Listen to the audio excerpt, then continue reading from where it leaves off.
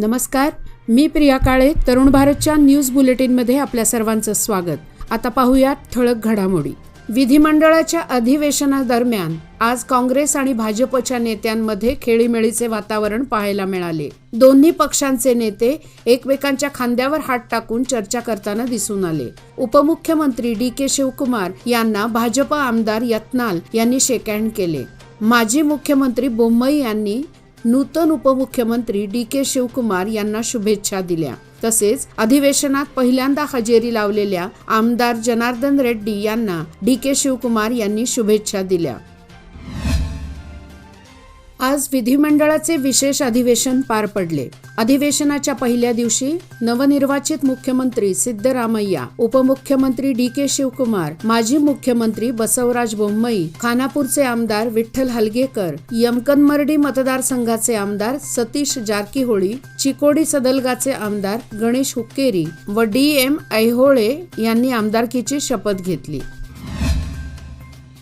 दुरुस्तीच्या कारणास्तव मंगळवार दिनांक 23 व बुधवार दिनांक 24 मे रोजी शहराच्या मध्यवर्ती व उत्तर पश्चिम भागात वीज पुरवठा खंडित केला जाणार आहे.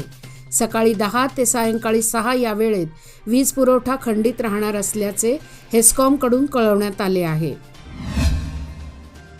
विविध मार्गावर विना तिकीट प्रवास करणाऱ्या प्रवाशांकडून परिवहनने 13,24,000 रुपयांचा दंड वसूल केला आहे. उत्तर पश्चिम कर्नाटक रोड ट्रान्सपोर्ट एजन्सीच्या तपास पथकाने मागील 4 महिन्यात 13,956 प्रवाशांवर ही कारवाई केली.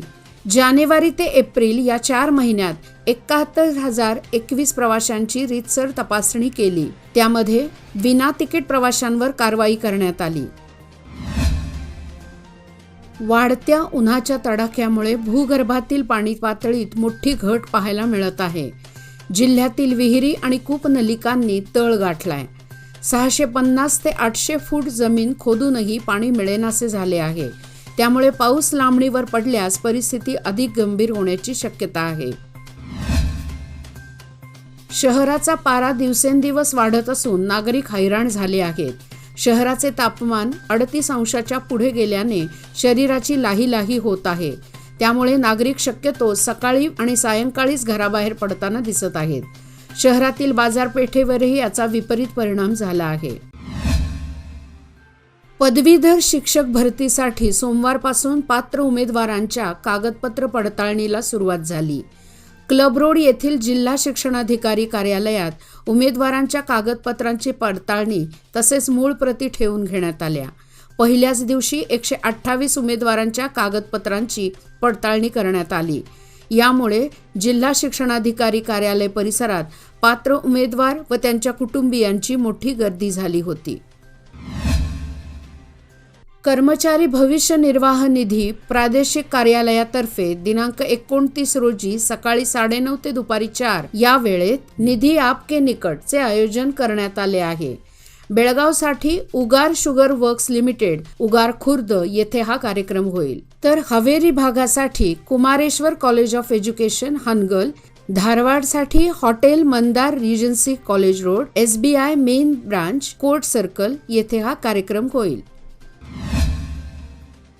BSc व BCA अभ्यासक्रमांच्या 4थ्या सेमिस्टरचे इंग्रजी विषयाचे पुस्तक बाजारात उपलब्ध नसल्याने विद्यार्थ्यांचे शैक्षणिक नुकसान होत आहे. वास्तविक बाजारपेठेत उपलब्ध असणारे पुस्तक अभ्यासक्रम निवड करणाऱ्या समितीने देणे आवश्यक होते. मात्र हे पुस्तक प्राध्यापकांनाही मिळत नसल्याने शिक्षण विभागाच्या कारभाराबाबत संताप व्यक्त होत आहे. निपाणी नजीकच्या डोंगर भागात भीषण पाणी टंचाईला सामोरे जावे लागत आहे. शेंडूर ग्रामस्थ तर टँकर मागवून विकतच्या पाण्याचा आधार घेत असल्याचं चित्र पाहावयास मिळत आहे. दरम्यान बहुग्राम पाणी योजना असूनही पाण्यासाठी डोंगर भागातील नागरिकांना धावाधाव करावी लागत आहे.